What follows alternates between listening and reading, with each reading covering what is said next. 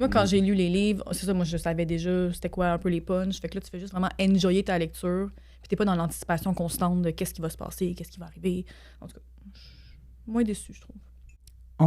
Je pense que c'est le temps de commencer l'épisode normal, puis je vais faire la transition tout de suite comme ça. Bienvenue tout le monde à un nouvel épisode En attendant ma lettre de Poudlard. On était déjà en train de discuter parce qu'on était en pré-show. Oui. C'est la première fois que je fais ça. Au lieu que ce soit un après-show Patreon, on était déjà en discussion sur Patreon avant d'enregistrer l'épisode parce qu'on parlait de toutes les rumeurs et les théories que les gens avaient avant que le tome 7 sorte en 2007.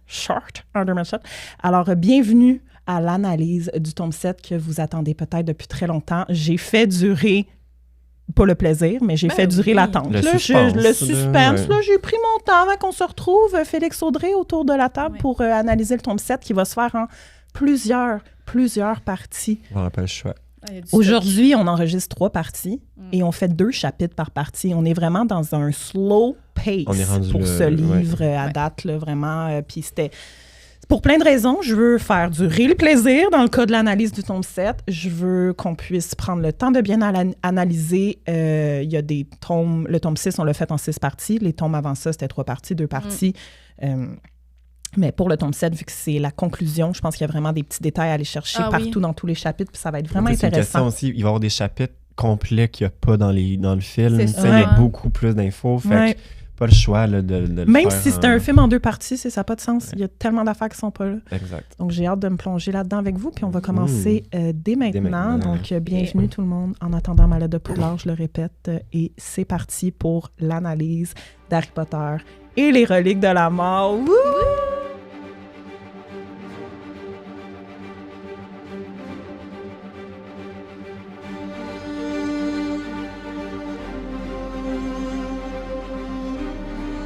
Alors, je sors mon livre que j'ai aujourd'hui sur ma liseuse. Et le livre commence avec une dédicace séparée en 7. Je la lis. La dédicace de ce livre est partagée en 7. Pour Neil, pour Jessica, pour David, pour Kenzie, pour Di, pour Anne et pour vous. Nous sommes la septième partie. Si vous avez suivi Harry jusqu'à la toute fin. Peut-être c'est comme un peu écrit en petite... En éclair, genre? Ah oui, peut-être. En éclair ou en... C'est sa cicatrice. Ensuite, on a un extrait d'un poème. Non, c'est encore lisse. Ouais, ça, moi, je l'ai skippé. Et un petit paragraphe, là, un autre extrait là, d'un autre poème ou d'un livre qui parle de la mort. Ah, ça, j'aime ça. La mort n'est que la traversée du monde, comme des amis traversent les mers. Bon. Et tout? Ben, c'est la première phrase, là, mais je pense pas que je veux tout vous lire. Ça parle de l'amitié et tout. Ah, et ensuite, c'est le chapitre 1. Voilà. L'ascension du Seigneur des Ténèbres. Puis je rappelle que, quand même, l'épisode s'appelle « Livre versus film ». Fait que je sais qu'on s'est un peu éloigné de ça, plus nos analyses avançaient parce qu'il y avait trop de stock, mais on va tout de même conserver cet élément de comparer avec le film quand ça se place bien. Ouais. Et oui, c'est quand même au début du film, c'est pas le début du film, mais c'est dans les premières minutes. Ouais. Moi, j'ai marqué que le premier chapitre était très fidèle au livre. Au début du film. Au film, exact. Le film commence en fait avec les yeux de Scrimgeour qui dit votre ministère demeure fort. Votre ministère. Ouais. Il articule beaucoup, cet homme. Ouais. Ensuite, quand on quitte Scrimgeour, qui parle devant des journalistes dans le... Comment on appelle ça? L'atrium du ministère de la magie, on voit Ron et Hermione, respectivement. On ne voit pas... Oui, puis on voit Harry puis on voit les Dursley qui quittent, Harry qui regarde par la fenêtre, on voit Hermione qui oubliait de ses parents, puis on Ouais. voit Ron au terrier, genre. Ouais. C'est ça. Puis après, ça fade to black. On a le... Je l'écoutais un matin, ça paraît-tu? Oui. Fade to black. Titre du genre film. vraiment Et là, le très titre du film s'enlève. Et là, on voit Rogue qui vole tel un mange-mort et qui arrive au manoir des Malfoy. Et dans le livre et dans le film, c'est la première fois qu'on voit le manoir des Malfoy. Donc, le livre commence avec 2 hommes surgir de nulle part, pointent leurs baguettes l'un vers l'autre, et c'est Rogue et Yaxley, mange-mort, qui arrivent au manoir des Malfoy. Oui. Donc, Qui semblent avoir chacun terminé une tâche pour Voldemort, parce qu'ils se parlent. T'as-tu réussi? Toi, ouais, c'est plus difficile que je pensais. Toi, t'as-tu réussi? Il répond pas. Puis les deux marchent côte à côte vers le manoir. Fait que on sait que Voldemort leur a demandé de faire quelque chose. Les deux reviennent en même temps. Puis voilà. Oui, puis ils rentrent comme direct il y a comme moins de protection, on dirait, que dans ils doivent comme montrer là. leur marque des ténèbres. Juste le fait de l'avoir, je pense, ça... Tu sais, Rogue dans... Il arrive à passer tellement au travers fucking de la sexy, grille. Rogue, quand il fait ça dans le film, là. Oui. Il s'enlève la porte, là, genre la grille. Là, je suis comme, ça. Il y a pas ça. Vas-y. Go in. Vas-y, babe. Go in. The door is wide open. Moi qui ouvre mes jambes, non, c'est pas vrai. C'est ça? Ben, c'est un peu ça que je dis. On est allé là. Non, j'essaie vraiment de garder ça 8 ans et plus. 8 ans et plus? Mais tu sais, mettons, les frères C'est Scott, pas un jeu de Ouija, est-ce que t'achètes télé. au Toys R Us, là? C'est un podcast? Non, mais des fois, je repense aux émissions comme de Gracie, les frères Scott, c'était 8 ans et plus. C'était trash. Oui, mais puis le monde, Puis il quand même, ça s'écartait les frères Scott, c'était 13 ans et plus, je suis désolée. Ah ouais? C'était 13 ans et plus. Les frères Scott? Les frères Scott, oui, je me rappelle. Mais c'était quand même... Parce que ça jouait dans les mêmes horaires que Charmed, Smallville, puis c'était tout 13 ans et plus. Bon, beau ben t'es souvenir, rendu 13 ans beau et plus, souvenir. ma belle. Puis moi, j'avais juste noté qu'il y a des paons sur le terrain des Malfoy. Des pans, oui. Des paons. Des pans. Effectivement, puis ça, j'étais contente de Puis découvrir Yaxley que comme c'était... Lucius. Ouais, Lucius, il se permet ce qu'il veut. Ouais, il J'étais l'accuse. contente de voir parce que je pensais que c'était juste des fanfictions, puis je comprenais pas parce que souvent, des fanfictions, ça revient, puis je pensais Ah que oui? c'était un thing qui s'était développé Les pans? inner fanon, mais finalement, ça vient. OK, C'est Ok. que- Oui, comme Il y a souvent des pans chez Ouais, Malfoy. vraiment des- là. Dans les Dramiones, là, il y a toujours des pans. Ok. là. Fait que je suis pas la seule que ça a comme marqué qu'il y a Non. des pans. Moi, sur ce le terrain. qui m'a interpellée, c'est Yaxley qui dit à Rogue t'as l'air sûr de toi, tu penses que tu seras bien reçu, Mhm. mais est-ce qu'il parle en lien avec ce qu'il doit livrer comme information ou Je comme sais si pas. c'est la première fois que Rogue revient avec les mange-morts depuis la mort de Non. Dumbledore? Tu sais, moi, Posez c'est une plus question. ça. Moi, je savais moi, pas, je suis là. convaincu que... je suis convaincu que c'est l'information qu'il donne à Voldemort parce que Rogue, Ouais. il rentre puis il s'assoit tout de suite à sa droite. Ouais. J'espère qu'il sera satisfait. Tu as l'air sûr de toi. Tu penses que C'est tu seras vrai. bien reçu. Voldemort Ouais, ça avait doit- prévu un rôle important à cette Oui. réunion-là pour lui parce qu'il lui impose Rogue, il de venir arrive asseoir à sa puis droite. Voldemort lui a réservé Oui. la place à droite. Fait que c'est pas la première fois qu'il revoit Rogue Ben, depuis. ça précise pas, en fait, ça fait combien de temps là, que Ouais, Dumbledore c'est est vrai. mort à ce moment-là. Donc, tu sais, on peut peut-être assumer 3-4 semaines plus tard. Là. Tu sais, ça fait peut-être un mois, mettons, c'est ça. Puis dans les films, c'est pas ça, il s'assoit pas à sa Puis tu sais, droite. on s'entend aussi Non. que même si c'est la première fois, lui, il revient en héros. Là, il vient de tuer Dumbledore. Ouais. Oui, ça, Ah oui, lui, c'est ça. Là, il a 100%. sa place réservée. Il là. y a personne qui va le regarder croche. Tu sais, même juste dans le ou- film, le fait que Rogue, c'est le dernier arrivé, Voldemort, zéro piste, là, j'étais comme, Il y a quand ouais. même je vous êtes pensais que tu Ouais. t'étais peut-être perdu égaré. en chemin. Ouais. Comme, we saved you a seat. Iconic. Mhm. C'est ça, t'as la donc là, madame c'est qui ça. fly au-dessus de la table. Ben, là. c'est Ouais. ça. Puis tu sais, c'est vraiment comme dans le film avec Ouais. Charity Burbage Charity. qui lévite au-dessus de la table. Donc là, dès que Rogue s'assoit, tu sais, on commence à parler vraiment de quand Harry Potter va être déplacé du Private Drive à on sait pas où. Ouais, on Donc, spécule, c'est là. comme dans le film, vraiment, Rogue qui va dire It would happen at nightfall. Genre, Ouais. il dit vraiment ça va arriver ce samedi. Ouais. Yaxley qui dit moi, j'ai eu une information différente de l'aurore d'Awish, whatever, qui nous a dit Attends, que mais ce dis serait... pas de qui, parce que moi, je me suis noté, c'est qui Hein? la source. Mais tu l'apprends plus tard. Non, c'est Rogue, il dit que c'est pas... Rogue ne dit pas sa source. C'est ça. Mais Yaxley, oui. Ouais. C'est sûr. Oui, exact. Ok. Rogue dit pas c'est qui sa source. Puis Yaxley, dans le film et dans le livre, va dire l'aurore d'Awish. là. OK, je pensais qu'on l'apprenait plus tard. Non, mais Rogue, dans le fond, c'est lui qu'on sait pas c'est quoi Oui, c'est sa ça. source. Ça, oui, On ça, sait pas ça, comment c'est il l'a clair. su. Je pense qu'on le sait juste pas jamais. Peut-être Non. dans ses souvenirs, je me rappelle OK, pas. ça, mais... je me l'étais noté comme question. Genre, finalement, c'est qui la source de Rogue? Mais c'est ça, Mais on sait pas. Là. Je me la suis notée Ok, aussi. parfait. Puis je me rappelle pas, comme je te dis, si on va le savoir. OK. Puis dans le fond, c'est Rogue qui a la bonne information. Oui, c'est ça, Yaxley, on ne il y en a sait pas à ce mauvaise. moment-là, mais Yaxley, lui, dit, comme dans le film, Harry Potter va être déplacé le 30, Avant sa fête. la veille de sa fête. Fait que c'est Rogue qui avait la bonne info. Puis Rogue est comme Ouais. non, c'est ce samedi, ce qui est, mettons, quelques jours avant la veille de sa fête. Puis là, juste parenthèse, ici, on a les iris de Voldemort fixent Rogue avec une telle intensité que la majorité des gens dans la salle détournent le regard, mais Rogue, non. Live, moi, je suis convaincu qu'on a une session de légimancie. Oh, Voldemort shit! qui essaie de rentrer dans la tête de Rogue puis qui est comme « Ah oui, je veux voir si ton information, elle est bonne. » Puis tu sais, j'ai répondu à cette question-là, réponse à vos questions de la légimancie, comme quoi Rogue, c'est tellement un bon occlumens que même Voldemort n'est pas capable de rentrer dans sa tête. Puis quand j'ai lu ça... En même temps, les c'est iris- la bonne info. Oui, mais tu sais, il a Je peut-être suis décidé de laisser tellement- rentrer Ben, c'est ça. Voldemort Non, mais là, je suis dans sa tellement tête. down que tu aies attrapé ça parce que je lis tellement de fanfiction de Rogue, comme vous savez, puis c'est vraiment présent dans les fanfictions que Rogue, tu sais, il y a des scènes où il rapporte à Voldemort, puis Voldemort se plonge dans son esprit, puis C'est à ça. chaque fois je lis, je suis comme, mais ça c'est pas canon, tu sais, qu'il lit ses pensées, mais clairement ça fait du sens. Mais Ça oui. fait Tu fou. sais, quand t'as ton double espion qui joue des deux bords, Ben oui, ben Ouais. oui. puis c'est réputé, tu sais, Voldemort, lui, pense que c'est le top des Legilimens, puis il va jamais penser que quelqu'un est meilleur Reclumen, mais Rogue, il est largement... Rogue, il manipule, je pense qu'il est capable il laisse rentrer pour gagner sa confiance, mais il est capable de maîtriser. Parce que là, tout le monde détourne le regard, mais Rogue, non. Fait que moi, je suis convaincue que dans ce contexte-là, il essaie de rentrer dans la tête de Rogue pour trouver ses réponses. Hein? Voilà, c'était ma petite parenthèse. Avec une telle intensité que plusieurs personnes détournaient le regard. Mais pas Rogue. Rogue, il le fixe dans les yeux, puis il est comme, ah oui, tu veux rentrer dans ma tête, rentre, mais je pense que tout le monde sait un peu ce que ça implique. Fait que tout le monde est comme, non, si Voldemort te fixe de regard, tu sais qu'il essaie quelque chose. Ça dit, au bout d'un certain temps, la bouche s'enlève du Seigneur des Ténèbres, s'étirant une sorte de sourire. Fait qu'au bout d'un certain temps, le souvenir, genre. Il était satisfait, il était comme parfait. Parce que c'est ça, Rogue, il dit de la source dont nous avons parlé. Fait que c'est, ouais. Fait que même sans le dire, Voldemort, il a dû aller savoir c'était qui la source. Il a dû voir que c'est mon dingus ou c'est pas mon dingus, tu sais. Regarde, je sais pas. Mais tu sais, nous, on sait que Rogue est legit. Peut-être qu'il y a quelqu'un d'autre de l'ordre qui le sait qui est legit. Peut-être on sait pas. C'est ça l'affaire, c'est mort avec Dumbledore. C'est vrai. Ah, je suis choquée de ça. Mais merci. Mais voilà. Ça me fait sentir vivante d'avoir des informations de même. J'avais trop pas spoté ça. J'en ai une autre qui s'en vient aussi dans le prochain chapitre. Donc, dans le fond, Rogue explique un peu là, que c'est ça. C'est l'Ordre Phénix qui va vraiment s'assurer du déplacement, qu'ils ont infiltré le ministère. Puis tout le monde comme dans le film. Ils ont raison, ouais, lol. OK. C'est-tu moi où on dirait que dans le livre, la façon dont il parle de Pius, je le prononce il est pas là. Il est pas là. Dans les films, il est là. Il est assis. Puis là, il donne des... Donc, le politicien qu'ils vont capturer, mettre sous impéro pour que ça soumis à l'impérium, que ça devienne le nouveau ministre de la magie. Donc, non. Il y a juste Yaxley qui dit « J'ai réussi à le mettre sous impérium ».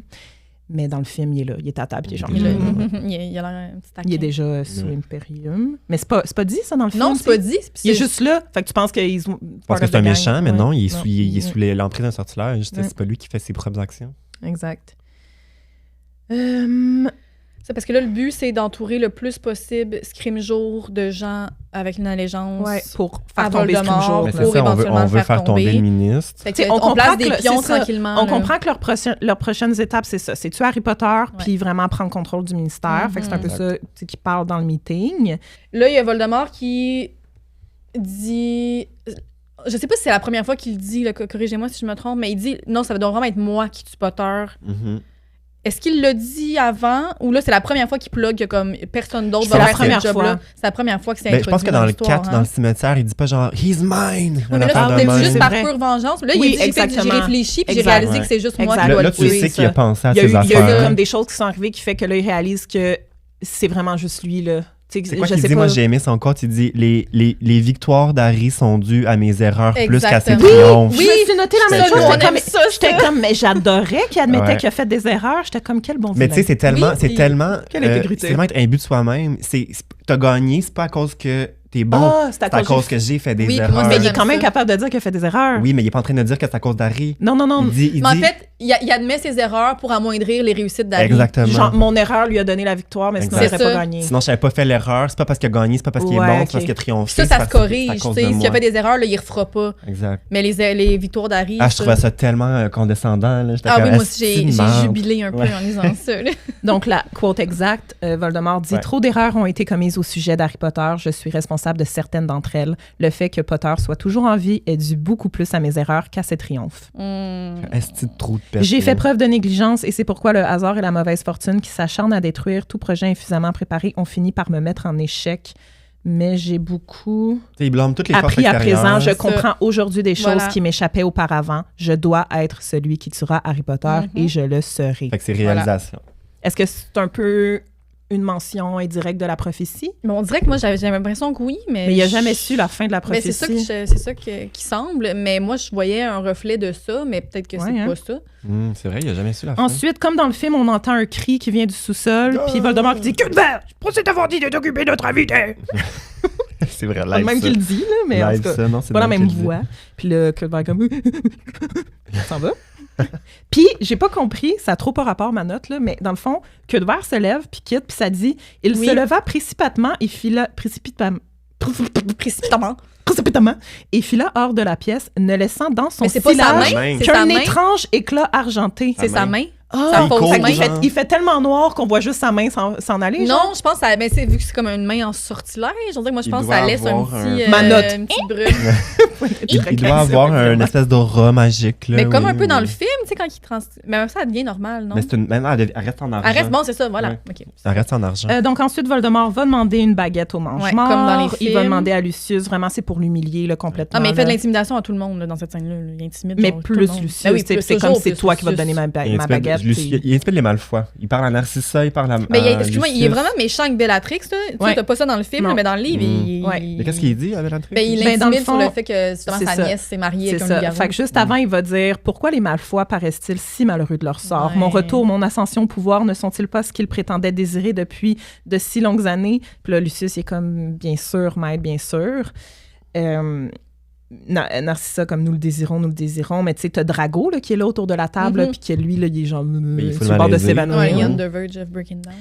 C'est là que... Le Bellatrix, elle se propose, dans les films, elle se propose à tuer Harry. Ouais, puis c'est là qu'il dit non, c'est moi qui dois le tuer. Puis dans les livres, elle propose à donner sa baguette.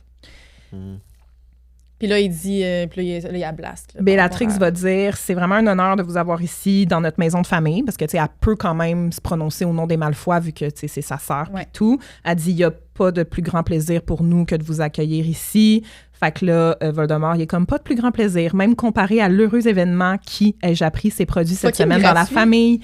Je parle de ta nièce, Bellatrix, et de la vôtre aussi, Lucius et Narcissa. Elle vient de se marier avec Rémus Lupin, le loup-garou. Vous devez être très fiers. Puis là, tout le monde éclate de rire. Fait que, il veut vraiment leur faire honte, là, de comme c'est ça, Tonks qui a marié Rémus. Fait que c'est de même qu'on apprend qu'ils se sont mariés. Puis on se rappelle que, contrairement au film, dans le film 6, là, Tonks et Rémus sont déjà ensemble, genre quand le terrier brûle, là, la scène qui n'existe pas dans Tu sais même pas que Tonks c'est la nièce de Bellatrix dans les films. Non, tu sais pas non plus. À part si tu regardes bien la tapisserie ou peut-être à peine.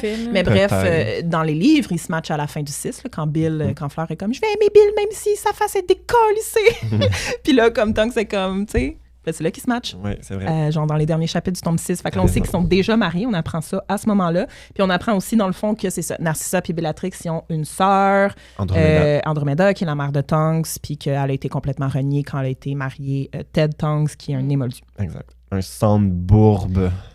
Voldemort, qui est genre à Drago. Toi, Drago, qu'en dis-tu? Est-ce que tu accepterais de garder leur louveteau, genre? Puis là, tout le monde, haha! Fait que c'est ça. C'est vraiment intimidation sur les Malfoy. Un gros bullying, tu sais, qu'on a quatre. C'est Bellatrix, Lucius, à la limite, OK, fine, mais Bellatrix, elle se propose, elle est full volontaire, puis elle bâche quand même. C'est quand même très... Je pense que c'est comme diminuer pour mieux régner, là. Je pense qu'il faut que tout le monde se sente comme des moins que rien, là. Mais tu sais, c'est comme genre la mean girl à l'école qui avait un peu sa bitch de service, là. Ouais, c'est ça. C'est la fille qui traîne, mais c'est ça, qui traîne avec la fille tout le temps. Je pense qu'il est juste vraiment pas satisfait d'eux, là, de comme tout ce qu'ils ont fait, là. Ils ont rien fait, ils ont rien fait. C'est ça. Lucius qui a brisé la prophétie, qui est allé en prison. La minute que Voldemort a été détruit entre guillemets, Première Guerre, tous les mange-morts ont commencé à se dissiper. Là. Il n'y en a pas un qui a comme continué à se battre puis à se toffer. Là. Le 3/4 sont allés à Azkaban où il y en a qui se sont cachés. Puis... Mais puis dans le livre, il n'y a pas de Lucius, sa baguette, se fait pas briser par Voldemort. Non, puis j'ai vu dans les commentaires, en fait, briser, c'est qu'il enlève la tête de serpent, puis c'est parce que les baguettes, ils ont vraiment plus un style dans les films. Fait que la baguette de Lucius, comme on sait, c'est ça, elle est très longue. En fait, c'est ajouté à sa canne, oui, genre. C'est vrai. Fait que lui, il l'a comme juste enlevé de la canne.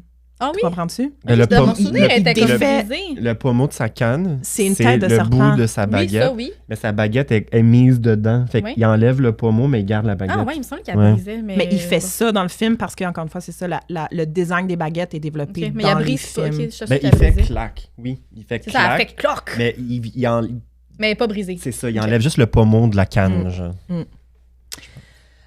Sinon, il y a Voldemort qui dit aussi, par rapport vraiment à la pureté de sang, il dit aux Malfoy, dans votre famille, comme partout dans le monde, suite à la discussion sur Lupin et Tonks, nous arracherons le chancre qui nous infecte jusqu'à ce qu'il ne reste plus que le sang authentique. Fait qu'on comprend, une fois de plus, que c'est vraiment ça son intention première avec la guerre puis tout, puis de cleaner les impuretés du monde magique.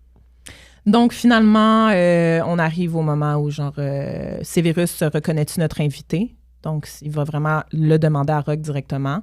va présenter Charity Burbidge qui enseigne l'étude des moldus à Poudlard. Il demande à Drago aussi, puis Drago est comme non, je la connais pas. Elle va dire Severus, aide-moi. Dans le film, elle va dire nous sommes amis. Mais elle dit pas ça. Là. Elle dit juste comme aide-moi, s'il te plaît. Et puis voir qu'il serait ami dans. Il est pas aimé avec personne. Ouais, c'est ça. Je suis comme voir comme ça dans le film. Je mange ensemble à la cafétéria. Genre, je peux croire qu'il s'entend bien avec quelques autres profs. Tu sais, McGonagall dans la salle des profs. Il n'est pas ami. Il va pas prendre une bière avec eux. Il y a du respect pour, mettons, McGonagall. Les deux se respectent grandement, mais ils sont pas amis. Non. Donc, ça finit vraiment Nagini, le dîner. En fait, une petite information de plus, c'est que Charity Burbidge, elle avait publié dans la Gazette du Sorcier une défense passionnée des Sandbourg la semaine d'avant. Fait que c'est pour ça qu'ils l'ont capturée. Parce qu'elle a. En encourageant public, c'est ça, encouragé. Fait qu'ils ont dit comme non. Ouais. Puis on fait passer ça pour une démission. Tout le monde pense qu'elle a comme démissionné et qu'elle est partie d'elle-même. On pense que personne la cherche. 5 jours. Et il va donc la tuer. Le dîner est servi Nagini. Drago glisse de sa chaise et tombe par terre. Il s'évanouit dans le fond. Typique Malfoy, là. Oui. Ben, je sais pas, là, voir est-ce que tu serais down de voir un Drago Roche. Un gros snake qui mange un être humain vivant? Ah, c'est sûr, c'est deg, mais Malfoy, il n'est pas à son premier évanouissement. Là, non, en effet. Alors, c'était ça pour le chapitre 1, puis on a une première mort déjà qui est Charity Burbidge, puis by the way, c'est la première fois que son nom est drop. Ouais. Elle n'a pas été mentionnée. Le cours étude des moldus est mentionné, je pense même par Hermione, peut-être qu'il l'a pris à un moment donné, puis Ron est comme... Pourquoi tu prends ce cours-là? Tu as grandi dans le monde des moldus, je pense. Là, là elle est comme du point de vue des sorciers, c'est vraiment pertinent. T'sais. Ce qui faisait aussi du sens, mais elle ne mentionnait pas professeur Burbidge. Genre. Fait que c'était fun fact. Elle n'a jamais été nommée, rendue là. Non, c'est ça. C'est vraiment. C'est pas qu'il y avait un autre prof, c'est qu'il parlait juste jamais du prof. Non, c'est ça, exactement. On la voyait pas assez à la table, elle. Non. Bon, moi, pas à la table des profs. C'est ça, là. Chris. Dans les films, moi, j'aime toujours ça regarder juste derrière Dumbledore. Tu sais, t'as des profs qui sont là, juste des figurants. C'est qui Sinistra? C'est jamais même d'année en année. Madame Pins, là, de la bibliothèque. Binz, il n'y a pas à manger, mais Binz, il est où? Il est jamais là. Il fait quoi de sa vie? Il reste dans sa classe, en tout cas. Chill avec les autres fantômes, peut-être. Il va sûrement être là dans la série, I guess. Chapitre 2. In Memoriam. Puis j'ai levé les yeux parce que le début du chapitre, c'est Harry saignait. Puis je l'ai oui.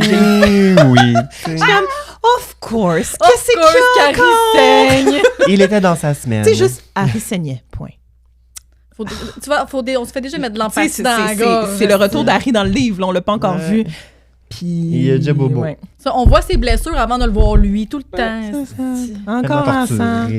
Comme Ginny dirait si bien, pourquoi est-il toujours couvert de sang? Pourquoi? Bon, là, désolé à ceux qui... Fait que dans le fond, c'est parce qu'il fouillait dans sa valise, puis il a ramassé, il a comme tombé sur le miroir de Sirius par accident, puis ça lui a coupé la main. Puis en sortant de sa chambre, il a même pilé sur une tasse de thé qui était devant sa porte de chambre, puis il est genre, what the fuck? Après, il dit, il n'a jamais appris à soigner des blessures. Il est au private drive. Oui, ça dit qu'il n'a jamais appris à soigner les blessures. Je suis comme, how? Me semble que c'est la première affaire que tu vas apprendre. Mais tu sais, surtout tu sais que tu te bats depuis des trolls depuis année 1. Puis tu sais, surtout en 7e année, tu sais, je me dis, ils vont apprendre à changer des rats en coupe de vin, mais ils vont... c'est tellement important. Ben c'est ça, ils vont pas apprendre à guérir un bobo, tu sais. Il me semble que c'est la magie de base. Fait que j'ai regardé ça, je suis comme, tu t'en viens majeur dans 4 jours, parce que ça va être dans 4 jours. Puis tu sais même pas comment guérir un bobo. Mais c'est comme nous, tu sais, on n'apprenait pas l'économie, la base des finances, mais on apprenait le théorème de Pythagore. J'ai appris 4 fois l'histoire du Québec, par exemple. Oui. Mais tu sais, ça...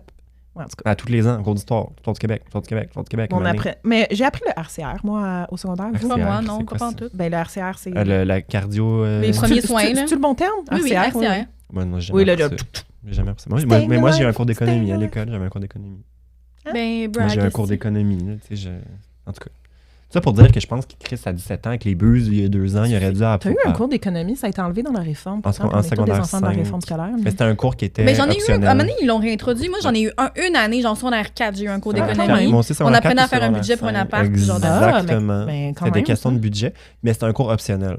C'était pas un cours obligatoire. C'était ça ou autre chose. Mais tu sais, ça aurait été intéressant, effectivement, qu'il y ait peut-être au pire sous cette forme-là un genre de cours optionnel de comme apprendre à guérir vos blessures avec des sortilèges, parce qu'il y a plein de sortilèges. C'est comme si c'est juste des médicaments qui apprennent ça si tu te spécialises là-dedans. Enseigné par Madame Pomme-Fraîche. Oui, exactement. Vraiment. Tu sais, dans l'infirmerie. Oui, le club des guérisseurs. Non, mais tu sais, genre 4-5 élèves dans l'infirmerie qui la regardent guérir quelqu'un, tu sais, puis qui prennent des notes. Là. Oui, trop. Ça aurait été cool. Mais oui. Ben vraiment. Oh, j'aime full. En tout cas, je trouve que ça n'avait pas de sens. J'étais comme voir que tu sais pas comment... J'ai eu la même réflexion. Mais dans une fanfiction que j'ai lue, Hermione, c'est comme, juste après le tome 5, elle décide qu'elle veut apprendre à guérir pour être cette personne-là dans l'ordre qui va être capable de guérir les blessures. Genre la médecin du groupe. Puis elle accompagne Pomme Fraîche. Bon, voilà. Puis Rogue revient souvent blessé. Je vous dis pas la suite. Prêt pour se faire bobo. Bon, fait qu'Harry est au Private Drive, puis dans le fond, ce qu'il fait, c'est qu'il vide entièrement sa grosse valise pour la première fois depuis qu'il l'avait remplie il y a 6 ans. Dites-moi si vous trouvez What the fuck? Ça, déjà là, Moi, Il déjà, a jamais vidé. On en avait parlé à un moment donné. Anxiogène. Là, je reviens du chalet après 2 jours. Moi, c'est la première affaire que je ma fais. valise, elle moi peut pas aussi. rester là. Mais on en avait parlé que comme, je sais pas, je me rappelle plus ce qu'on avait dit, mais c'était dans le tome 6, genre, il ressort tout le temps sa valise pour sortir la carte du maraudeur, puis j'étais comme, défais ta valise rendue dans ton dortoir, mais non, tu sais, il garde tout dedans. Mais tu sais, moi, j'ai vu ce bout-là comme vraiment utilitaire, dans le sens que, comme dans les premiers livres, tu sais, il y avait toujours un moment dans les premiers chapitres où elle nous réintroduisait les personnages, qu'est-ce qui s'est passé, pour qu'on se remette en contexte. Je voyais un peu ça comme ça. Ouais.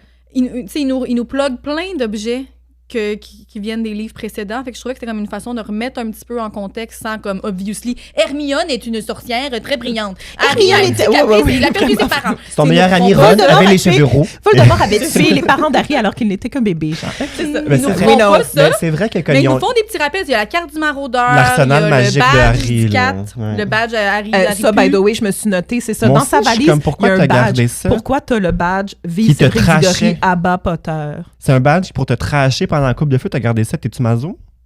Maybe. Tu le regardes. Pourquoi il a gardé ça, bonhomme avec une larme? Exact. Moi aussi, j'ai marqué la même. Le médaillon, le miroir de Sirius, il y avait la cape d'invisibilité aussi. Il plug tous les objets qui ont été pertinents puis qui vont l'être aussi. Mettons les médaillons, tout ça, ça va être... La carte du maraudeur et le médaillon contenant le mot signé Arabé se trouvaient dans sa poche de poitrine. Ils nous remettent en contexte, mais de façon plus subtile.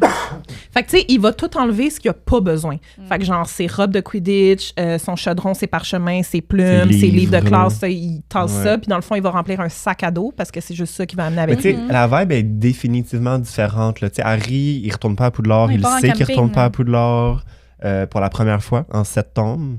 Tu sais qu'il retourne pas. Fait que l'énergie est un peu différente. T'avais toujours l'anticipation du jeune Harry qui était content de retourner à l'école.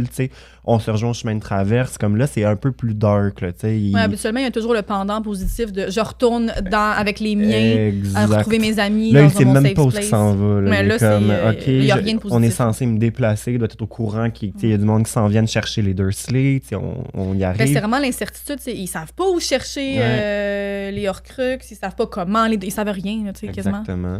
Fait que c'est beaucoup d'incertitude. Edwidge qui est en tabarnak contre Harry comme d'habitude. Tout le temps en tabarnak contre Harry. À chaque début de livre, elle est en gros Chris. Elle est tout le temps mad. Elle est tout le temps mad. Mais honnêtement, avoir Harry comme maître, je serais mad aussi. Ouais, mais elle est moody, là. Comme je serais mad. Elle est tout le temps dans sa cage. Il la sort pas. Les Dursley sont même plus là, puis elle laisse quand même pas. Non, ils sont encore là. À ce moment-là, ils sont encore partis. Mais tu sais, il dit car je ne la laissais pas sortir assez souvent. Mais laisse-la sortir plus souvent, ta crise de chouette, à un moment donné, débat. C'est un hibou, là. Mais oui, c'est pas un phénix, là. Dans sa petite cage. Imagine une grosse qui est dans chouette la dans grosseur de son corps. Même. Elle bouge pas, genre, puis elle attend impatiemment qu'on y ouvre la porte. C'est un peu de la cruauté animale quand il pendant 4 mois d'été, genre. Elle a genre ça d'espace de chaque Oui, elle-même dans sa cage. En tout cas, casse-moi en tabarnak. Moi aussi, je serais fâché. Un perroquet, c'est une crise de grosse cage de Mélan là-dedans. Oui, mais tu sais, les grosses cages aux exotiques. Il est riche, aussi. Ouais, sors tes galions de ton coffre. Il est fucking riche. J'ai dit une cage qui a de l'allure. Au moins pour les 4 mois d'été, quand t'as trimbale dans le train, je comprends la petite cage, là, fine. Mais tu sais, mais ça dans ta chambre, elle peut se promener un petit peu. Mais les 4 mois, ça vaut la peine d'investir, là, à un moment donné. Moi, j'achète de la bouffe fucking chère à Micha, là. Oui, fait que tu sais, il y a un moment donné... Mon Dieu, je m'attendais pas à ce qu'on... Les droits des animaux sont pas sur qui. Mais c'est parce que, tu sais, on dit, elle est tout le temps tabarnak, mais moi, je pense que Harry, c'est un maître de marde. Non, il est pas bon. C'est pas un bon owner, là. Il est à chier, clairement. Haha, va mourir, là. C'est triste. Son supplice achève, la guerre. Ça s'en vient. T'en restes pas loin, Edwidge, je lâche pas. C'est ça. C'est toi quoi, va mourir, ça fucking cette cage! Elle a passé l'été là-dedans. C'est son tombeau. Oh, fuck. Pauvre fille. En tout cas, moi, cette mort, on va y en parler, là. Mais j'ai fucking chaud. Oh my god. Ah, pauvre fille. C'est son tombeau. T'as raison, c'est ton tombeau. Jour 1, man. Pauvre pauvre fille! C'est la même cage, genre la cage de transition qu'Hagrid il a eu dedans en l'achetant. C'est la même crise de cage. Il a même pas racheté une cage. Il a même pas racheté une cage, c'est genre la fois quand t'as un piercing de transition, là, juste au début, là, puis à un moment donné, faut que tu le changes après un mois parce que c'est fucking laid. Oui. Il a jamais racheté de cage. Il a jamais racheté de cage. Non. À un moment donné, j'imagine, la chouette a grandi. Ça fait 7 ans, 8 ans que tu l'as. Ouais. Elle est peut-être pas grosse comme. Elle est plus grosse qu'au début. Plus grosse qu'au début, mais elle est toujours dans la même cage. C'est comme la cage que tu mets ton chat dedans pour aller au vétérinaire. C'est comme tu le laissais dedans pendant 4 mois parce que t'es chez tes beaux-parents puis ils aiment pas ça. Exactement. Genre. Ça marche pas de Non. En tout cas, moi, je feel pour ce oiseau-là. J'apprends en peine.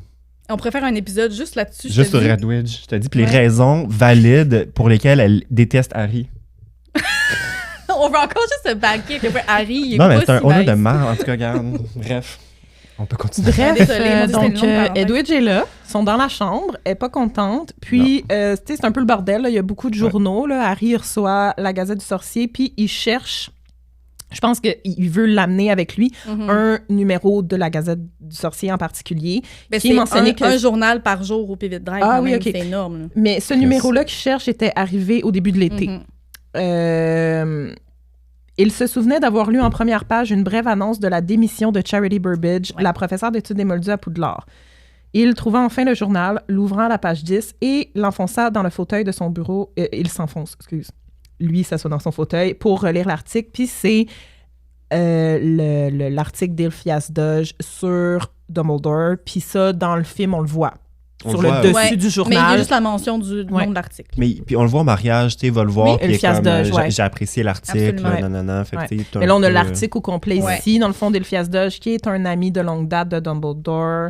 Fait que dans le fond, c'est vraiment un hommage à Dumbledore. Oui, ils font son histoire de vie. Puis on apprend déjà, c'est ça, des trucs sur la vie de Dumbledore dans cet article-là. Harry se pose, puis il est comme, est-ce que je l'ai vraiment connu? Parce qu'on parle toujours de moi. C'est ça, il dit. Il catch qu'il connaît pas Dumbledore parce qu'à chaque fois qu'ils ont des conversations, c'est toujours centré autour de lui. Ouais, c'est quoi ses buts, c'est quoi son plan. Lui a toujours connu Dumbledore vieil homme sage qui avait réponse à tout, mais tu sais, il n'arrive pas à imaginer Dumbledore adolescent qui fait des conneries. Puis tu sais, dans cet hommage-là, on parle de Dumbledore dans sa jeunesse un petit peu. Fait que Harry est comme Chris, je le connaissais pas vraiment finalement. Je connaissais surtout, une facette. La grosse affaire qu'on apprend dès le premier paragraphe, c'est que le père de Dumbledore, juste avant que Dumbledore entre à Poudlard, son père Perceval avait été condamné pour avoir attaqué 3 jeunes moldus d'une manière sauvage. Fait que là, déjà, on voit que, OK, Dumbledore avait une vie et une famille. T'es comme, OK. Il est capable de se dissocier. Et Elphias Doge qui dit, Albus m'avait dit qu'il savait que son père était coupable. Donc, son père, c'est vraiment vrai qu'il avait fait ça puis qu'il avait raison d'avoir été arrêté pour ça. Donc, vraiment, c'est ça. C'est comme un hommage à Dumbledore. On parle des relations qu'il a développées avec le temps avec Nicolas Flamel, Bathilda Tour-de-Sac. On parle de Adalbert Lasornette, que Dumbledore était considéré comme le plus brillant élève qu'on ait jamais vu à Poudlard quand il était à Poudlard. On parle de son frère, Abelfort, le frère d'Albus, qui est arrivé à Poudlard 3 ans après que Elphias et Albus sont arrivés ensemble à Poudlard, qu'il y avait une super bonne relation. Donc, tu sais, on place déjà un peu les infos là, qu'on va avoir plus tard dans le livre, comme on sait. La mort de sa mère. On parle de la mort de Kendra, la mort d'Ariana, qui avait une santé délicate. Donc, c'est ça. Tu sais, c'est juste de nous introduire en tant que lecteur tranquillement. Je pense à comme, Dumbledore, il y avait une vie, voici. Shit happened. À compter de cette époque, il parla rarement de ses parents ou d'Ariana et ses amis avaient appris à ne pas prononcer leur nom devant lui. Fait que, tu sais, je pense que rendu à... Quand il développe une relation avec Harry, c'est juste... Tu sais, il allait pas en parler à Harry parce qu'il avait appris à ne plus en parler, tu sais. Puis il y a pas... Il n'y a pas de raison de déballer son sac non plus à un flot d'11 ans. Puis là, on rappelle les grandes contributions de Dumbledore à la connaissance de la magie, dont la découverte des 12 usages du sang dragon et évidemment son duel légendaire contre Grindelwald en 1945, qui était mentionné dans le tome 1. Je sais pas si vous vous rappelez, quand Harry a sa carte de Choco-Grenouille, c'est dans la description de la carte de Choco-Grenouille. C'est pas la première fois qu'on entend parler de ça. Mais aussi, juste un petit retour sur l'espèce de... Quand la mère à Dumbledore décède, lui était supposé partir en gros voyage pour fêter sa fin d'études. Avec Elphias Doge. Finalement, il n'a pas pu partir parce que sa mère est décédée. Puis Dumbledore, il a pris vraiment le rôle du chef de famille sur ses épaules. Puis je trouvais ça quand même intéressant de voir que... C'est l'aîné, dans le fond. C'est l'aîné, c'est le plus vieux. C'est Albus, Abelfort puis Ariana. Abelfort qui est 3 ans, il est arrivé 3 ans plus tard. Donc techniquement, Ariana qui était vraiment plus jeune.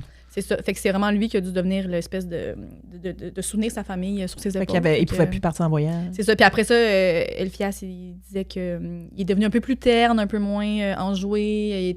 Quand Elphias est parti en voyage, sans donc Dumbledore, puis qu'après ça, il est revenu, ben l'attitude de Dumbledore avait un peu changé. Il était rendu moins jovial. Beaucoup plus sérieux. Moins enthousiaste qu'avant. Fait que je trouvais que c'était un backstory intéressant. Sa relation avec Grindelwald, c'est justement là. Après Poudlard qui rencontre Grindelwald. Ouais. Gaze, c'est après. Je pense que c'est ça. Oui, il était adulte. Là, mais dans tous les cas, lui, il avait un bel avenir devant lui. Puis ça l'a comme un peu. Ça, en soi, c'est déjà un petit peu. Elphias Doge va dire par rapport à son triomphe contre Grindelwald que c'est souvent considéré dans l'histoire de la magie comme un tournant aussi important que l'adoption du Code international du secret magique ou la chute de Voldemort. Fait que comme c'est genre les 3 gros événements, là. Chute de Grindelwald, chute de Voldemort, puis le Code international du secret magique. Mais là, ça, c'est quand même... Parce que, tu sais, ça, c'était une loi importante pour juste protéger la communauté magique. Donc, en gros, c'est ça. Ben, il y a aussi dans le même chapitre, il y a... Oui. Ben, ça, c'est arrive, oui. Trop fini, bye tout le monde, au prochain épisode. Non. Puis ça, tu sais, c'est pas si long l'article sur Dumbledore comparé à celui de Rita Skeeter. J'étais jamais... Effectivement, on passe bien plus de temps à entendre la bullshit à Rita que les faits d'Elphias. Il y a le gros article mensongeur. Ben, en fait, c'est comme une entrevue de pub pour son livre qui sort genre la semaine suivante. Qui trash un peu Dumbledore. Qui est du gros trash talk sur mais ça Dumbledore. salit sa mémoire. Tu sais, c'est ça qu'Harry est en tabarnak après parce que, tu sais, c'est mensongeux, puis ça trash. Mais là, je sais pas si Fred t'allais faire un petit récapitulatif de ça, de l'article à Rita. Oui, je m'en allais là, mais tu sais, c'est ça. Ben, comme on a précisé aussi, juste comme quand Harry retermine sa lecture de l'article d'Elphias Doge, c'est ça, là, bon, je connaissais pas Dumbledore, j'ai jamais posé de questions personnelles, puis là, il se rappelle que la seule question personnelle, en fait, qu'il avait demandé, c'est vous, qu'est-ce que vous voyez qu'est-ce que tu vois dans le miroir du Grisel, puis il avait dit, moi, je me vois avec une bonne paire de chaussettes de laine à la main, mais tu sais, c'est pas vrai. Ce qui est fucking pas vrai, il voit sa famille, en fait, sa famille ensemble. Moi, j'aurais demandé top ou bottom? C'est quoi la réponse, tu penses? Bottom. Moi, je suis sûr qu'il est bottom, Dumbledore. Versatile, c'est ça le terme? Moi, je pense qu'il est versatile. Moi, je pense qu'il est bot. OK. Ah, bot? Ouais. Mais j'avoue qu'entre lui et Grindelwald... c'est Grindelwald qui vient... qui est top. Ouais. Des fois, c'est surprenant, par exemple, non? Oui, en effet. Tu peux jamais être sûr. Tu peux jamais être sûr. Surtout en 2025. 8 ans et plus! On peut pas topper ce que tu as dit tantôt. Je m'excuse. Non. Qui a ouvert ses jambes pour... Pas moi. Pas Audin. C'est toi. Bon. Parlons-en 2 fois pour être sûr que la personne n'avait pas entendu la première fois, il l'entend. Exact. Et donc, c'est-tu dans le même journal? Mais en tout cas, il y a un article qui s'intitule « Dumbledore, enfin la vérité? » Point d'interrogation. Donc, c'est pas Rita Skeeter, c'est une entrevue avec Rita Skeeter par rapport au livre qu'elle a écrit sur Dumbledore qui s'appelle « Vie, mensonge d'Albus Dumbledore ». Pourquoi l'homme à qui on prédisait un avenir de ministre s'est-il contenté de rester simple directeur d'école? Quel était le véritable objectif de l'organisation secrète connue sous le nom d'Ordre du Phénix? Comment Dumbledore est-il vraiment mort? Les réponses à ces questions et à bien d'autres sont largement examinées dans une nouvelle biographie explosive, Vie et mensonges d'Albus Dumbledore par Rita Skeeter. Lire en page 13 l'interview exclusive. Fait que là, Harry... Allons à la page 13. Puis tu sais, dans le fond... Qu'est-ce qu'il y a d'intéressant à dire de ce que Rita a dit? Tu sais, elle blablabla, mais dans le fond, Rita a dit « J'ai quelque chose, vous allez voir, je peux pas vous le dire, mais j'ai quelque chose de malade que j'ai déniché pour le livre. » Mais elle parle d'une source d'information exceptionnelle que personne d'autre a réussi à avoir. Puis ça, je sais pas si on va l'apprendre. Mais je pense que c'est Bathilda. C'est Bathilda, oui. Bon, voilà. Mais elle a genre donné du Veritaserum à Bathilda ou quelque chose. Mais oui, non, elle a toujours des techniques très douteuses, là, Rita, on s'entend là-dessus. Il y a encore une mention sur Abelfort puis ses maudites chèvres. Oui, mais c'est comme si il y avait des relations personnelles intimes avec des chèvres. Comment c'est dit? Prends, mais je sais pas si c'est... mais c'est pas la première fois qu'on en parle. Hein? C'est pas la première fois qu'il y a mention d'Abelfort puis ses chèvres. Peut-être que c'est un animal Maggie, chèvre. Comment elle dit ça, donc? Je le cherche. Abelfort n'est que la partie visible d'un tas de bouse. Frère qui aime bien jouer avec les chèvres. OK. Ouais. Mais j'ai pas souligné grand-chose. Là. C'est vraiment, tu sais, parce que je prends rien pour du cash dans ce qu'elle dit. Puis je trouvais ça quand même long, honnêtement. Ouais. Ben, elle accuse J'étais genre, pourquoi là, c'est long de même? Ça valait pas 4 pages. Là, non, vraiment pas. Puis ça dit que le livre que Rita Skeeter a écrit va être 900 pages. En 4 semaines, écrit en 4 semaines. Oui, après la mort. Elle parle aussi qu'elle a nié l'existence du duel avec Grindelwald. Ah! Elle dit que ça n'a jamais eu lieu. Ah oui, elle dit selon des sources, c'est ça, c'est pas vrai, genre. Puis ça me rappelle, c'est pas J.K. Rowling qui a pas long a comme un peu nié l'existence du genre de Auschwitz ou je sais pas quoi là. Elle a lancé comme une affaire de Auschwitz? Ben là. Ouais. Elle a comme, par rapport à la Deuxième Guerre mondiale, elle a comme un peu. Auschwitz, c'était la maison de elle a nié de quoi brûlage, par rapport à un fait là, que. Genre la place existe là, tu peux visiter. Les gens, oui, c'est horrible à visiter. Par rapport, là, mais elle a fait quelque chose de similaire récemment, puis je suis comme yo, ça va la projection. Mais cette femme, c'est une. Mais tu sais, dans les théories là, dans l'épisode théorie, j'avais dit il y a une théorie que J.K. Rowling, c'est Rita Skeeter qui s'est faite mettre dehors du monde magique parce qu'il existe vraiment le monde magique, puis qu'elle s'est vengée en écrivant les livres. Tellement. Cute théorie. Mais s'il y a un personnage dans son livre, elle, c'est vraiment Rita Skeeter. C'est très. Oui, ça fait du sens. L'éclair bleu intincelant dans le miroir de Sirius. Je pense que non, on n'est pas rendu là encore. Okay. C'était la dernière note pour le chapitre. C'est la fin du chapitre. Mais dans le fond, d'autres choses, brièvement, là, que Rita, que j'ai souligné, qu'a dit, à un moment donné, a dit, vous savez, tout le monde ne le trouvait pas si merveilleux que ça, Dumbledore. Il a marché sur les pieds d'un bon nombre de gens importants. Mais tu sais, encore une fois, pas croire tout ce qu'elle dit, mais je me demande, tu sais, sachant un peu ce qu'on découvre sur Dumbledore dans ce livre-là, qu'il est plus ambitieux que ce qu'on pensait. Il y a comme des petites... il y a des petites tendances serpentards, genre. Mais il est humain. Je pense que n'importe qui, là, des fois, fair, on perd pas notre ego de vue. Tu sais, cette chose-là existe, puis il y a une fonction. L'ego a une fonction, là. Je pense qu'il est juste humain, Dumbledore. Il y a des envies, il y a des désirs, il y a des ambitions comme tout le monde. On vieillit aussi. Je pense qu'il est plus sage là où on le connaît dans les films, dans les livres, qu'il l'a été à une autre époque. Fait que l'un n'empêche pas l'autre. Les deux réalités peuvent coexister. Puis c'est ça. Ça va vraiment teaser sur... je vais pas dévoiler les moments forts de mon livre avant que ça sorte, mais disons juste que Dumbledore en a fait sa cause de vie, genre d'être contre Grindelwald, contre Voldemort, mais personne n'aurait pu songer un instant qu'il a lui-même flirté avec les forces du mal dans sa jeunesse. Puis Rita a dit « Je consacre un chapitre entier à l'histoire entre Potter et Dumbledore. On dit que le lien qui s'est établi entre eux avait quelque chose de malsain. Il ne fait aucun doute que Dumbledore a manifesté depuis le début un intérêt anormal envers Harry Potter. Est-ce que c'était vraiment la meilleure manière d'aider ce garçon? On verra bien. » Puis Rita Skeeter qui est genre « On est devenus très proches, moi puis Harry Potter, depuis le tournoi des Trois Sorciers. Je suis une des personnes qui le connaît mieux. » Fait que c'est non, là. Alors voilà, ça ressemble à ça. Puis, il y a mention dans l'article que Harry a accusé Severus Rogue. Donc, c'est public que Harry dit que c'est Rogue qui a tué Dumbledore devant lui. Mais moi, il y a de quoi que je trouve un peu spécial avec l'univers magique, c'est que l'univers scolaire, c'est comme nos célébrités. Tu sais, il y a un livre qui sort, un livre un peu de potin qui sort sur un directeur d'école. Sur un directeur puis un élève. C'est quoi l'équivalent, genre? C'est qui les vedettes dans ce monde-là, à part genre, Dumbledore? Genre, c'est comme si on parlait d'Harvard, genre, du monde Harvard. Harvard. Dans le journal, il parle de la démission de Charity dans le journal. Vous savez pas que célébrité, c'était le centre de l'univers. Ben, tu sais, Harry Potter, c'est une célébrité.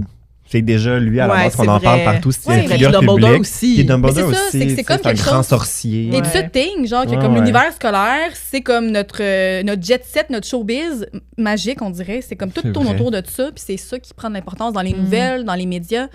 C'est vrai. Comme, à quel point ça il y a doit tout le temps, genre, la une des journaux, quelque chose qu'un élève a fait à l'école. Ça parle toujours des écoles. Tout le temps. C'est vrai. Mais c'est vrai, j'avais jamais vu ça de même. Tu sais, dans le 5, là. Oui. Comme la grosse affaire qu'Ombrage. Je sais pas si excuse. Elle vient faire une réforme scolaire, puis tout. Puis ouais, c'est vrai. À quel point, comme. Où on met les Weasley qui sont en Égypte. Hey, tu vois, c'est ça. C'est fucking plate. Ouais, je suis d'accord. Fait que bref, Harry termine sa lecture, puis là, il va s'emporter. Mais il est en crise. Des mensonges! Il va crier, puis il va garocher le journal. Puis là, il va reprendre le morceau de miroir qu'il avait trouvé dans sa valise dans ses mains, puis c'est là qu'il va voir les yeux, comme on voit dans le film. Dans le film, il n'y a aucun fucking contexte. T'as juste Harry qui est dans sa chambre avec le miroir dans les mains. Je pense qu'on le voit jamais, le miroir, avant qu'il sorte dans le fucking set. Non, moi, j'avais aucune idée. Moi, je comprenais pas. J'étais comme, c'est quoi ce morceau? Il n'est pas introduit comme étant un miroir À double sens. Non. C'est un cadeau de Sirius, que fuck Ça, all. je t'ai jamais vu Sirius Tu donner le un catches plus miroir, tard quand si je ils me sont trompe chez pas. à Belfort parce que Hermione, je vois ta... Moi, ça, j'ai jamais compris ça. Moi non Avant de plus. relire les livres, j'étais comme, qui c'est que je Moi non pense plus, ça, j'étais je comprenais comme, pas, what the c'était très fuck. nébuleux. là. Non. Ouais, je suis d'accord. C'est tellement... C'est très ouais. mal expliqué. C'est pas bien expliqué du tout. Mais on dirait qu'ils comptaient sur le fait que les gens vont avoir lu les livres, ils vont comprendre. Ouais, puis Comme- tant pis Il y a pour plein ceux qui de ont pas fans lu, qui mais tu sais, lisent Oui, pas puis, les tu sais, livres. c'est quand même des jeunes, ça s'adresse quand même à un public relativement jeune. C'est pas tout le monde qui Mais c'est s'attaque à le des livres pire de même. film à regarder si t'as pas lu les livres. Ah ouais, les je sais, autres, c'est ça l'enfer. passe, là, C'est mais vrai, ça, là, c'est t'arrives, vrai. là, puis je me rappelle la première fois que j'ai vu partie 1, partie 2, les deux films, j'étais genre pauvre monde dans la salle qui ont pas lu Ah ouais. les livres, c'est J'avais pas plus de clair. questions que de réponses, Ouais, finalement, moi en aussi. sortant de là. Mais C'est quoi, ça? t'avais lu le 7 déjà, avant de voir les films? Ben, je les avais déjà lus. Ça mais faisait longtemps, C'est genre. ça, c'était zéro Tu frais sais, dans il ma me semble mémoire. qu'Hermione est pas comme genre, c'est vous qui nous aidez, tu sais. Oui, c'est puis je ça, suis comme, j'étais il a comme, aidé d'où à il faire sort? quoi? Oui. Il a aidé à faire quoi, genre? Puis Harry qui dit vite, c'est vous qui avez envoyé Dobby. On peut-tu juste mieux comprendre? Pourquoi t'as envoyé Dobby? Pourquoi Dobby est avec toi? Ouais.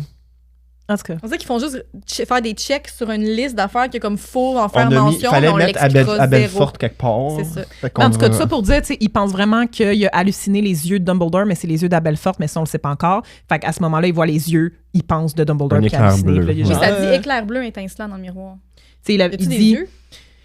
Oui, tout le monde a des yeux, oui. Non, mais dans le livre, À ça Belfort, parle t'as pas de des yeux yeux. dans le livre. Mais un éclair bleu. Fait que je Ça pense dit que éclair c'est... bleu, mais après, Comme il si c'était dit- son iris, comme si c'était Oui, le mais bleu tu de sais, ses quelqu'un yeux. qui regarde rapidement quelque chose. Puis je pense que c'était les iris, là, oui. Parce que dans le film, c'est-tu des yeux qu'on voit? Non, mais... Non. Et là, tu pètes le décor. Non, c'est pas vrai. Ah, pas là. Je me fâche pas pour vrai, là. Ça se peut qu'il n'y ait pas de prochain Ça épisode. serait la fâché, gang. je référerais fâché. Ouais, il eut alors un éclair bleu étincelant. Non, mais après, mettons le C'est ça. dernier paragraphe du chapitre, Ah oui? c'est...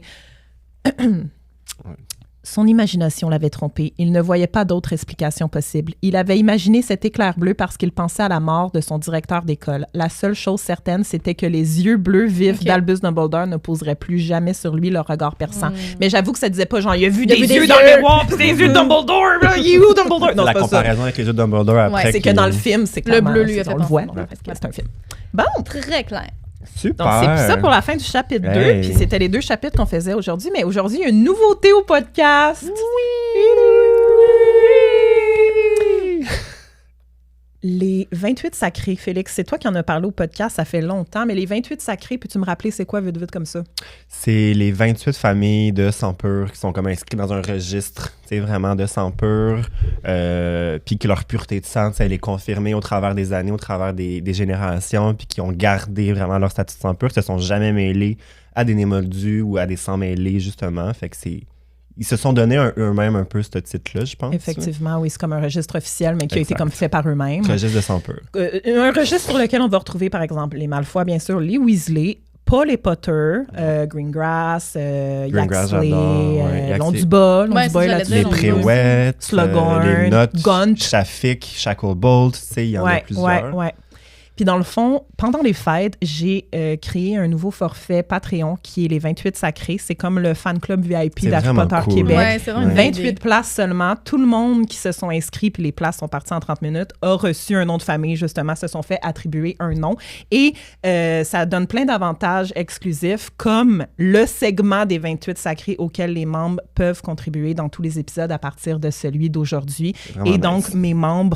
mes 28 sacrés, on niaise là, entre nous, là, parce qu'on a un groupe Messenger depuis qu'on est vraiment une secte. Tu sais, le emoji dans notre convo, c'est la goutte de sang. On se l'envoie beaucoup. Ok. Ça vous parle sûrement, comprends. je pense. Oui, full, on full. est très déjà liés. Puis, ils nous ont envoyé des pistes de discussion sur les 2 premiers chapitres, Ouais, juste pour c'est cool. approfondir un peu notre discussion, puis peut-être des trucs tu sais, qu'on n'a même pas eu le temps Ça se de peut, penser ou d'aborder. Est-ce que tu vas dire, aujourd'hui. mettons, Le Hélène nom, ouais. Greengrass? Exactement, je leur ai demandé de signer Ok, avec leur leur nom nom. de membre. Alors... By the way, la personne qui a Greengrass, c'est vraiment mon nom, bref. Fait que, good job. On a parlé On en a parlé en longuement auto. tantôt. Me semble que c'est Amélie. Amélie Greengrass, Me semble, good me choice. semble. Good choice. On n'en parle pas beaucoup de cette famille-là, mais elle est Donc, vraiment intéressante. Vas-y. On a Annie Macmillan J'adore. qui dit « Je me suis toujours demandé comment Rogue avait pu rester de marbre face au meurtre de sa collègue. Qui est la source de Rogue? Ça me mélange. Sa piste était bonne. Pourquoi? » Bon, ça, l'élément, le facteur de la source, comme on se demandait Ouais. tantôt, là, on l'a catché tantôt c'est ça, pendant ouais. une pause, mais on Ouais, y c'est revient Nadia? plus tard dans le livre. Plus tard dans le livre, ouais, c'est Nadia, Nadia, merci Nadia. qui est aussi une membre des 28 sacrés, qui nous l'a dit sur le chat YouTube. Mais on se le garde pour plus tard. Mais dans le fond, c'est vrai, c'est dans le film, là, quand Rogue arrive dans la salle où ils sont réunis, tu le vois là, d'en face d'Alan Rickman, là, quand il voit Charity Burbidge, il y a un genre de... Il la reconnaît. Il s'attendait pas à ça, puis il est genre un peu chouk. Mais il n'y a rien dans le livre qui indique aucun moment où il y a une hésitation, une faiblesse par rapport à ça. Même le moment où elle dit « on est amis », tu sais, genre... Ouais, mais c'est un homme qui est très froid à la base. Je pense qu'il y a une facilité à se rester de marbre. Je pense que c'est un mécanisme qu'il a après développé depuis très, très, très, très, très longtemps. Et surtout quand il faut que tu joues un double jeu, avec les méchants, avec les gentils, il faut que tu caches tes émotions, il faut que tu joues ton jeu. Fait que je pense que c'est un excellent joueur à ce niveau-là. Là. Il a fait ça pendant 15 ans, 17 ans. Oui, c'est ça, il est rendu habitué. Là, c'est la petite, c'est ça. Pour empêcher les gens, pour empêcher Voldemort de lire tes pensées au complet, il faut que tu aies des solides barrières. Il faut que tu aies une solide façade que tu es capable de mettre en place. Tu peux pas fermer ton esprit et que ta face, elle parle d'elle-même. Est-ce que Harry va être déplacé demain? Non, pas bon. Mais que tu bloques ton esprit, genre non, ça fit.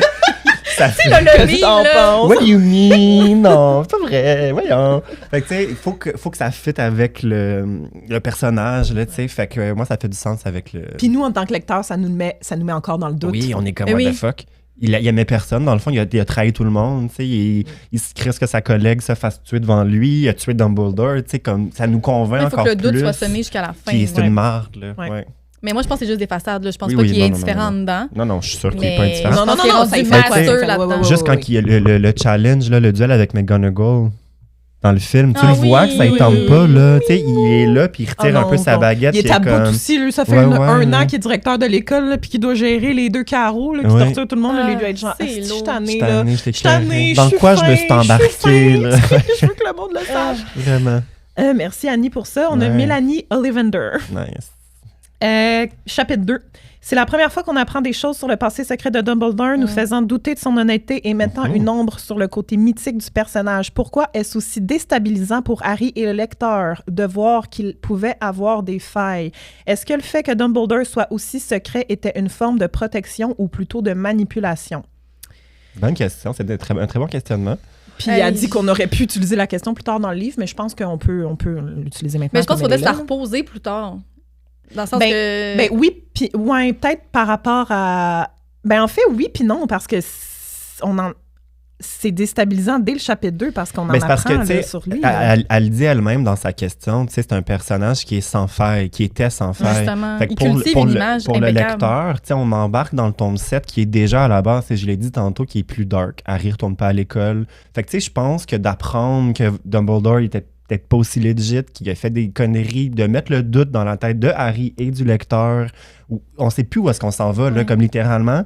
Tout est possible. Tout est possible. On sait pas comment détruire un Horcrux. On sait pas sont les Horcrux. Dumbledore, what the fuck, je le connaissais-tu vraiment? On commence le tome 7 dans le doute de la chose, puis qu'on va venir démystifier par la suite la lecture, mais en bout de ligne, tu commences, puis et le lecteur et les personnages sont tous fucking confused. Mais on dirait qu'il n'y a plus rien de sécure, on sait plus, il n'y a plus rien qui est assuré, on dirait, dans l'univers à ce moment-là. C'est tout, on sait qu'il y a des Horcruxes, puis il faut les détruire, c'est tout. Oui, puis là, on ne sait plus à qui on peut faire nécessairement confiance, parce que les gens, il y avait l'allégeance à laquelle on s'attendait. Rogue, il y a encore un méga doute qui s'installe. Puis comme on disait dans le pré-show, peut-être Dumbledore est pas mort. Ben voilà. Peut-être que Dumbledore, c'est Ron. Ben, puis je pense que c'est rare de l'humanité à Dumbledore qui n'a jamais été perçu comme ça de tous les livres. C'est la première fois qu'on se rend compte que on le voit, tu sais, moi, Dumbledore, comme dans les premiers livres, il est tellement rassurant, il est tellement confortant. Tu sais, à chaque fois qu'il est dans une scène, tu sais, tu sens qu'il est comme, tu sais, t'es à l'aise, tu sais, t'es bien.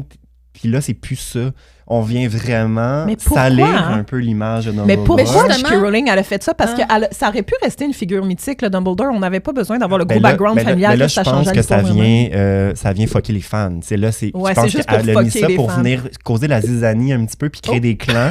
Puis tu sais, genre, toi, tu penses-tu que Dumbledore, il est méchant? Moi, oui, moi, non. Un peu avec Rogue, tu sais. Oui. C'est dans la même optique avec les badges. c'est juste pour comme, jouer avec nous, là. Oui, mais je pense que sincèrement... Genre, vous l'aimiez, hein? Mais je pense que c'est un message intéressant aussi de voir que même les gens qu'on idolâtre, qu'on idéalise, qui sont perçus avec une image absolument impeccable, tout le monde a un... Ben, puis c'est un peu le message aussi de la série en général. Tout le monde a une part de noirceur puis de lumière. Oui, le yin, le yang, là. C'est ça qui coexiste en nous. Exact. Et Dumbledore, malgré son entité, là, qui est absolument intouchable puis impeccable, ben lui aussi, il avait des petits malgré, parce que, tu sais, moi, je suis convaincue que le personnage de Dumbledore, c'est une bonne personne. Il y en a qui vont dire qu'il est manipulé, c'est une merde. Non, je pense que Dumbledore, c'était une bonne personne qui a fait des conneries, qui a fait des affaires pas correctes, mais qu'en bout de ligne, dans sa vieillesse, dans sa fin de vie, c'était quelqu'un qui a essayé de se rattraper peut-être sur les erreurs qu'il a commises. C'est un bon être humain, tu sais.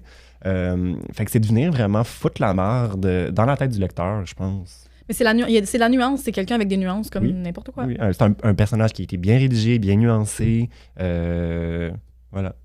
C'est quoi la question? La question, c'était pourquoi c'est déstabilisant. Mais c'est normal, c'est parce qu'on n'a même pas eu une goutte de ça avant. C'est ça, c'est l'image qui a été cultivée pendant 6 tomes. Ensuite, on a Annie Macmillan qui commente en disant « Je suis d'accord avec Ollivander. Ce chapitre est très important parce qu'il ouvre une porte dans l'esprit d'Harry. » Et dans la nôtre. Et dans la nôtre. Oui, 100%. Ensuite, on a Jasmine Rowle, R-O-W-L-E. Ça, je ne sais pas c'est qui les Rowley. R-O-W... Y? Non. Rowley, je sais pas. Je sais pas comment on le prononce. Désolée, Jasmine, on sait pas comment dire ton nom. Mon Dieu, excusez. A dit, pour élaborer le questionnement de Macmillan, j'aime ça qu'il s'appelle juste par leur nom de famille. C'est comme un Google Doc où ils écrivent tout ensemble. Pour élaborer le questionnement de Macmillan concernant le meurtre du professeur d'études des Moldus devant Rogue, je me demande quelle était réellement leur relation. On comprend qu'ils se connaissent, mais à quel point ils perdent quelqu'un de proche à ce moment-là. Est-ce que tous les profs chillent ensemble à Poudlard? Je peux imaginer Shurav et McGonagall, par exemple, mais Rogue, qui est solitaire et tourmenté, il fait partie de la gang ou pas? Avec qui il noue des liens et il est comment en amitié? Y a-t-il une salle de prof? Et si oui, est-ce que Rogue l'utiliserait? Il y a une salle de prof. Est-ce qu'il y a un micro-ondes pour faire chauffer les lunchs? Is there a pâté chinois une de plus d'air? Un pâté chinois. Y a-t-il une collègue qui vole le dessert à tout le monde? Café, puis c'est comme, tu sais, ils prennent le thé, puis café, puis des petits biscuits, là, clairement, là, dans leur salle de prof. Mais tu sais, elle a raison. Je vois bien McGonagall prendre le thé avec Shurav ou comme avoir un semblant de communauté professionnelle. Mais je pense que Rogue, quand même, un peu. Tu sais, Rogue, en plus, il reste à Noël, à Poudlard. Tu sais, je pense qu'il y a des relations. Rogue, il n'y a pas de proche. Normal, mais non. Rien d'intime et de profond. Non, parce qu'il doit garder aussi la façade. Il n'y avait pas d'amis à l'école. Il était intimidé à l'école. Je pense pas qu'il a fait des amis avec son passé, je pense qu'il a appris à tenir les gens à l'écart. Je pense qu'il va rentrer dans la salle des profs, faire chauffer son lunch dans le micro-ondes. Puis tu sais qu'il va dire bonjour. Il va aller manger dans son bureau des questions, mais qu'il va retourner s'asseoir après. Bon, c'est sûr, c'est des fanfictions, mais dans les fanfictions, c'est toujours pareil. Il y a une bonne relation avec McGonagall. Ils sont très sarcastiques ensemble. Ils vont genre s'agacer sur le Quidditch, des trucs comme ça. Il s'entend bien avec Flitwick. Il valorise ses collègues qui sont intelligents, mais il va aussi pas rien vouloir savoir de certains profs qui trouvent gossant. Quand Slughorn revient, il est genre, OK, non. Peut-être qu'il n'a jamais parlé à Burbage. Peut-être qu'il a à peine parlé à Burbage, mais elle peut-être qu'elle est gossante aussi, puis elle pense que tout le monde est son ami. Ça peut être ce genre de fille-là, assurément. Elle, c'est la collègue qui revient d'Inde, puis qui va commencer à dire que sa vie a changé, qu'elle a fait du yoga à cette heure, puis qu'elle a médité. Elle a acheté des porte-clés à tout le monde. Puis que tu devrais commencer la méditation parce qu'il y a vraiment beaucoup de bienfaits. Fait que peut-être qu'elle est juste vraiment chiante. Peut-être, oui. Donc, je pense que ça ressemble à ça, Rogue, avec les autres profs, honnêtement. Oui, je suis d'accord. Donc, non, je pense pas qu'il a perdu quelqu'un d'important devant lui. C'était pas... c'est ça, là. Contrairement à quand McGonagall, elle l'attaque plus tard. Là, ça, c'est différent. De là, ça prouve que son lien avec McGo était plus sérieux. Non, peut-être qu'elle appelait son ami, c'était juste pour stimuler son empathie, pour peut-être se donner une chance qu'il intervienne. Pour, genre, hey, on se connaît, s'il te plaît. C'est ça. Oui, nous sommes amis dans le large. On se connaît, elle. Ouais. Une connaissance. Exact. Collègue. Mariana Parkinson, et c'est notre dernier commentaire pour le segment des 28 sacrés. Mariana Parkinson, un peu dans la même lignée que Mélanie. Une question me reste en tête. L'indignation d'Harry face au secret de Dumbledore est-elle proportionnée? En relisant la saga, leur relation ne m'a jamais semblé fondée sur la confidence, mais plutôt sur un rapport mentor-élève. Ouais. Effectivement. La frustration d'Harry face au manque d'informations sur sa quête est compréhensible, mais avait-il réellement droit aux détails de la vie personnelle de Dumbledore? Absolument pas. C'est tellement valide. Pourquoi un prof, même si j'adore mon prof, il n'y a pas de raison qu'il vienne me parler de son histoire de vie puis de ses drames. Mais c'est parce que je trouvais tellement donc spécial d'avoir ce lien-là avec Dumbledore, fait que c'est de réaliser, mais dans le fond, j'étais même pas si spécial. Il y a jamais... J'étais pas si proche de lui. Il n'y a jamais eu un rapport d'égal. Qu'est-ce que tu veux dire? Ben, c'est parce qu'à chaque fois qu'on biche contre Harry, ici, le monde, ils sont fâchés. Fait que là, moi, c'est ça. Moi, je ne rencherai pas, mais je suis très d'accord avec ce que tu dis. Mais je suis 100% d'accord. Fuck Harry. Oh mon Dieu. Oh mon Dieu. Félix, soyez fâchés, je m'en fous. Je l'aime pas, Harry, je l'aime pas. Qu'est-ce que je te dis? Non, mais c'est pas du bashing contre Harry de dire que c'est vrai qu'il se met au centre de tout. Ben, il se pensait bon d'être proche de Dumbledore. Au centre de tout aussi. Fait qu'à un moment, je pense que c'est quasiment un billet qui lui a été imposé. Tout le monde le met tellement en fait, je pense son indignation développe ça. Il y a comme un reality check de comme ben tu sais. Mais il n'y a jamais eu une relation. Il n'y a jamais eu de relation d'égal à égal avec Dumbledore. Ça l'a jamais été. On est sur le même niveau de conversation. C'était clairement spécial sa relation avec Dumbledore là, mais c'était pas. Mais c'était pas égal à égal. Honnêtement, tu colles là les moments là, ils passent quoi 15 minutes ensemble par année scolaire à se parler, genre. Ils se Exact. passent Sauf au dans le au 6, début, puis à la fin. exactement. Exactement. Ils sont pas ensemble là, tout le temps. Il y a d'autres relations que toi, il y a d'autres élèves qui sont le fun. Moi, je pense puis- qu'Harry veut donc bien être spécial. Mais c'est qu'il se sent d'emblée spécial parce que tout le monde le considère spécial. Fait que peut-être que là, il est juste super déstabilisé de peut-être pas l'être tant que ça pour la première fucking fois de sa vie. J'aime énormément comment elle a rédigé son commentaire. Je trouve que c'est 100% sûr. Il n'y a pas de raison que Dumbledore il s'ouvre à toi. Aucune là. raison. Tu dois rien à personne en bout de ligne. Là. Je suis en fuck all, je dois rien à personne autour de la table. Je vous aime comme tout, mais comme tu me dois rien, je te dois rien. Comme... Mais surtout pas un prof de genre 400 ans puis Ben, c'est un ça. gars de Mais c'est 14, ça quand je dis là. qu'il n'y a jamais eu cette relation-là de Il y a pas on est 400, égaux. Tu sais, non, ça a toujours été en position d'autorité, de c'est ton supériorité directeur. over Harry. T'as 11 ans, puis il y en a 825. Genre, voyons, là, à un moment donné, des croches. Oui, mais je pense que c'est ça. Il faut aussi se rappeler qu'Harry, c'est un ado. Là. Fait que, Mais oui, il c'est ça, jongle il est à travers consterné, des émotions, puis- puis mais oui. c'est toujours plus intense. Là. Absolument. Ben, il est plus ado, là. Il est majeur. Hey, tu vois, à 18 ans, t'es un fucking Non, ado, il y a là. 16 ans. Genre. Là, il va avoir 17 ans dans 2 jours Genre. à ce moment-là. Non, mais trop. Encore.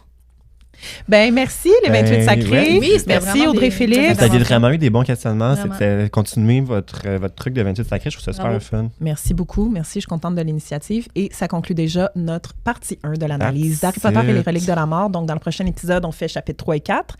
Départ des Dursley, du Private Drive, les 7 sept Potter, Potter. puis tout ça. Donc, ça va être quand même un gros morceau. Ouais. Merci d'avoir été là. Ça fait plaisir, Merci. merci à Merci toi. tout le monde d'avoir Oui. été à l'écoute. Donc, encore une fois, pas d'après-show Patreon parce que c'était un avant-show qui est disponible sur Patreon dès maintenant. Alors, merci tout le monde et on se voit au prochain épisode. Bye. Bye.